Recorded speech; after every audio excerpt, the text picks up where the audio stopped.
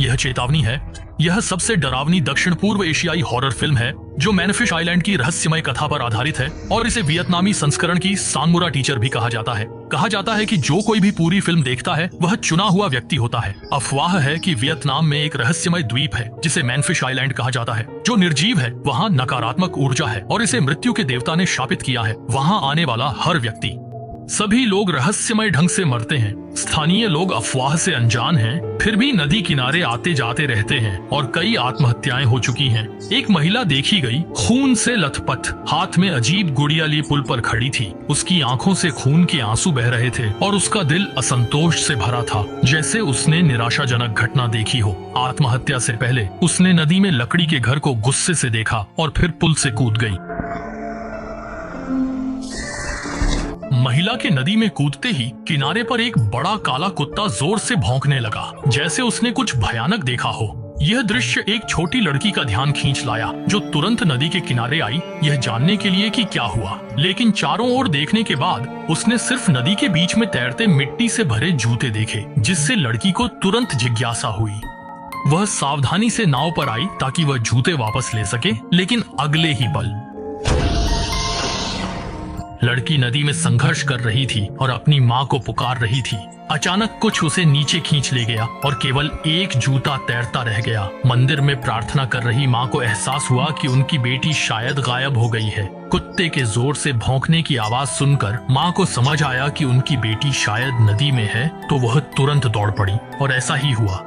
नदी की सतह पर सच में बेटी के जूते थे। यह देखकर लोग तुरंत आगे बढ़े और लड़की के गायब होने की जगह पर खोज करने लगे, लेकिन नदी को पूरी तरह छानने के बाद भी लड़की का कोई पता नहीं चला। यह देखकर बड़ी बहन श्याओ मेई बेहद दुखी थी, क्योंकि जब लड़की गायब हुई वह पास के शौचालय में थी। अगर उसकी लापरवाही न होती तो उसकी बहन को यह हादसा न झेलना पड़ता, लेकिन अब जब सब खत्म हो चुका है उन्हें हकीकत को स्वीकारना पड़ा।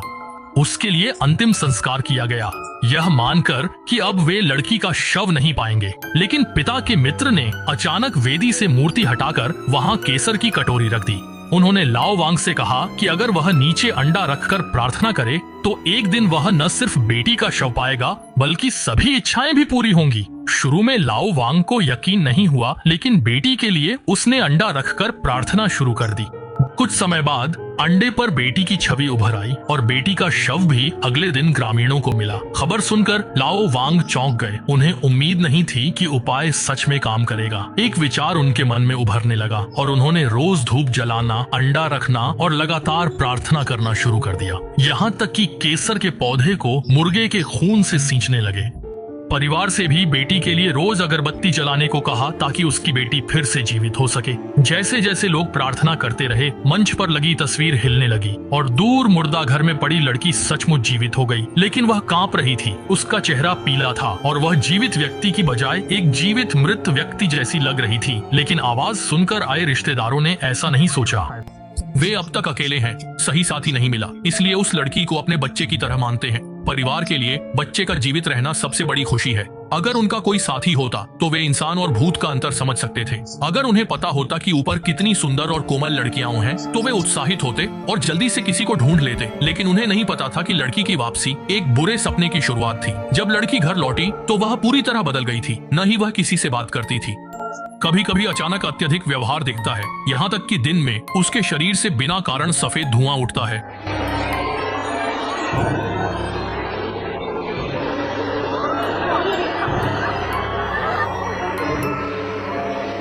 दोनों ने देखा कि बेटी की गर्दन पर जलने का निशान है। यह देख छोटी मेई डर के मारे उल्टी कर देती है और माँ हिम्मत कर बेटी के घाव को साफ करती है। तब जाकर लड़की की हालत थोड़ी सुधरती है, यह सोचकर कि घटना यहीं खत्म होगी। लेकिन उसी रात लड़की कठोर नजरों के साथ पिता के पीछे प्रकट होती है, जिससे बूढ़े वांग डर के मारे कांपने लगते हैं।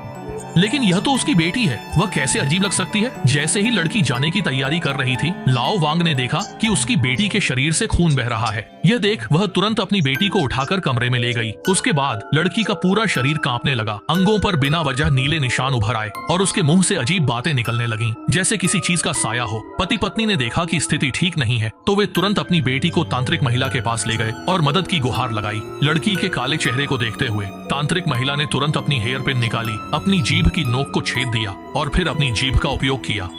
ताबीज बनाकर मंत्र पढ़ा और ताबीज को जलाकर लड़की के मुंह में डाल दिया। तभी लड़की ने जोर से चीख मारी और उसका शरीर और काला हो गया। यह देखकर तांत्रिक ने उसके गाल को पकड़ लिया और आदेश दिया कि दानव लड़की के शरीर को छोड़ दे। लेकिन माता पिता ने सोचा कि यह लड़की को नुकसान पहुंचा रहा है, इसलिए वे उसे रोकने के लिए आगे बढ़े। इस हस्तक्षेप से सब कुछ गड़बड़ा गया और भूत भगाने की प्रक्रिया विफल हो गई। तांत्रिक ने बताया कि लड़की के शरीर में दानव नहीं बल्कि एक मरे हुए व्यक्ति की आत्मा है।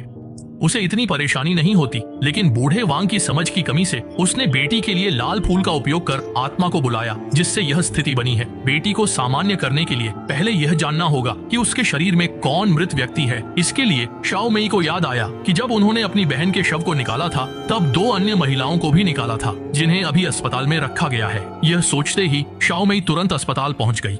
फॉरेंसिक विशेषज्ञ से खास जानकारी मांगी। उन्होंने बताया कि पहले मृतक का नाम जेनी था, उम्र 16 साल थी और उसकी चाकू से हत्या की गई थी। उसकी मौत की स्थिति बहुत भयानक थी। दूसरे मृतक के बारे में विशेषज्ञ को बस इतना पता था कि उसने नदी में कूदकर आत्महत्या की और डूबकर मरा। अन्य जानकारी नहीं थी। शाओ मेई ने देखा कि दोनों मृतकों की गर्दन पर वही निशान था जो उसकी बहन की गर्दन पर भी था।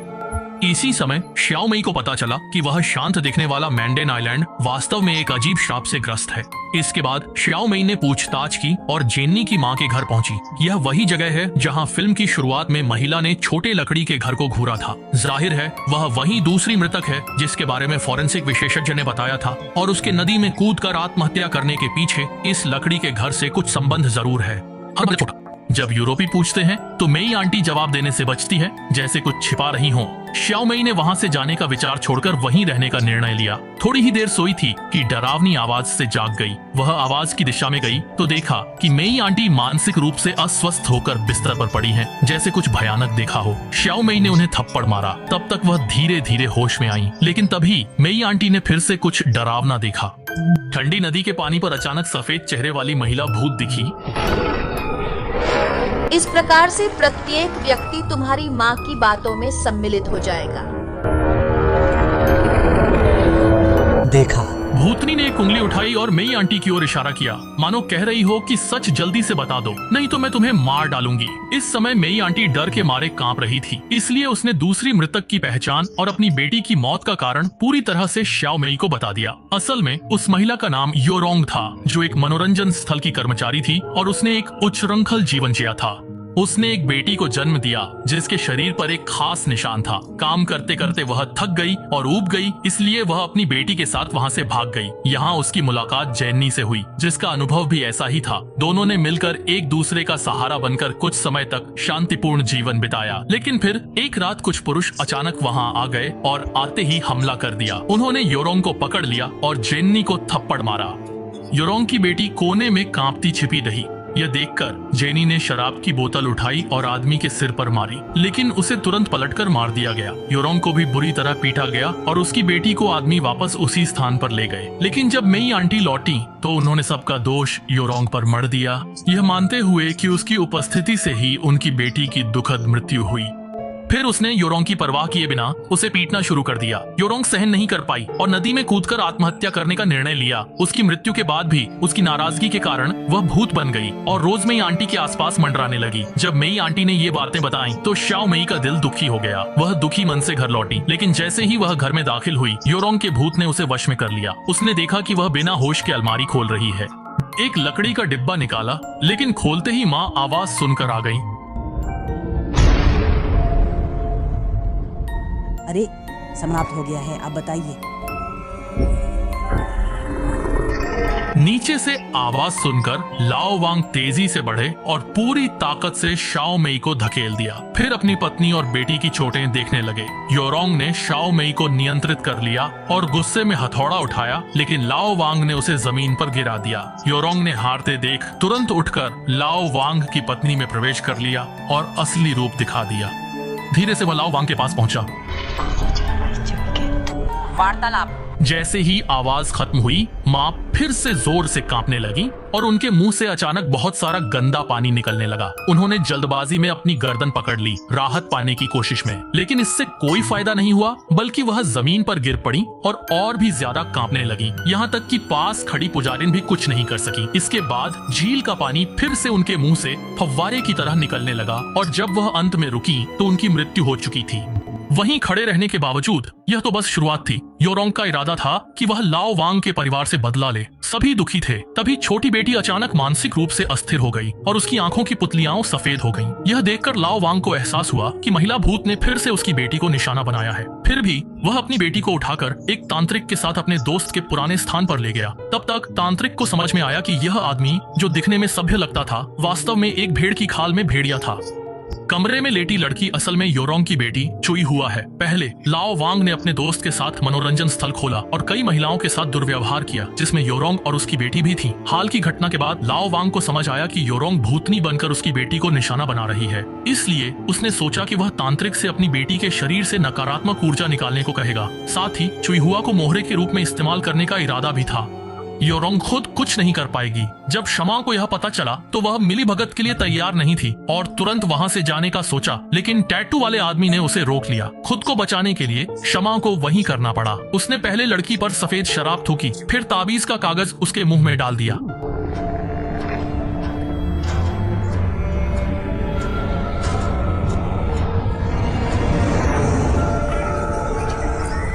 एक जोरदार चीख के बाद बेटी शांत हो गई, लेकिन जाग न सकी। लाओ वांग ने पुकारा पर कुछ असर नहीं हुआ। उन्होंने देवी से पूछा कि क्या हो रहा है। तभी टैटू वाले आदमी ने लड़की के मुंह से ताबीज खींच लिया और अगले ही पल अब यह हो गया है।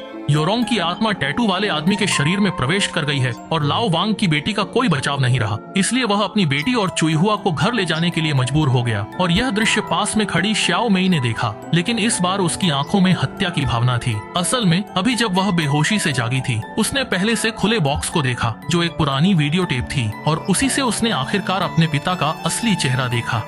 पिता के घिनौने काम और योरोंग के साथ अत्याचार ने श्याओ मेई को घृणा से भर दिया। उसने तुरंत कहा, लाओ वांग ने बताया कि आपकी बेटी शुरू से ही मर चुकी थी और अब वापस नहीं आ सकती। चियान इसलिए जीवित हुई क्योंकि उसमें योरोंग का भूत समा गया था। लाओ वांग ये सुनकर दुखी हुआ, लेकिन फिर उसने चुई हुआ को गला घोंटने की कोशिश की ताकि उसकी आत्मा बेटी कर सके। श्याओ मेई ने देखा कि वह पागल हो गया है तो उसने मौके का फायदा उठाया जब वह ध्यान नहीं दे रहा था।